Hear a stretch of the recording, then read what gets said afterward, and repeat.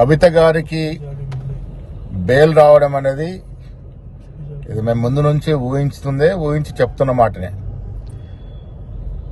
ఇన్నాళ్ళు బెయిల్ రాకుండా ఉన్నటువంటి కండిషన్స్ ఇప్పుడు ఎందుకు నిర్వీణం అయిపోయినాయి, ఎందుకు బెయిల్ వచ్చింది అనే అంశం లోతుగా ఆలోచించినప్పుడు మీకు మాకు అర్థం కావాల్సింది బీజేపీలో బీఆర్ఎస్ విలీన ప్రక్రియ ఈ బెయిల్ ద్వారా మొదలైందని చెప్పొచ్చు.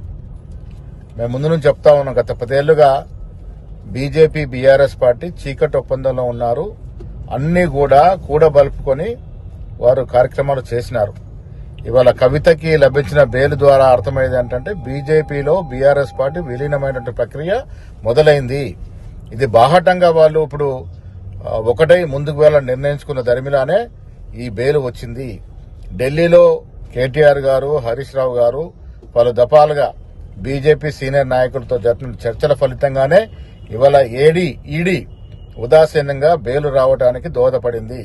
సో తెలంగాణ రాష్ట్ర ప్రజలు అర్థం చేసుకోవాల్సింది, ఈ రాష్ట్రంలో అధికారులు కాంగ్రెస్ ప్రభుత్వానికి, రేవంత్ రెడ్డి గారి నాయకత్వానికి ఇబ్బందులు పెట్టడానికి బీజేపీ బీఆర్ఎస్ పార్టీ కూడగలుపుకొని ముందుకెళ్తున్న తరుణంలోనే ఇవాళ ఈ కవిత గారికి బెయిల్ అవడం జరిగింది.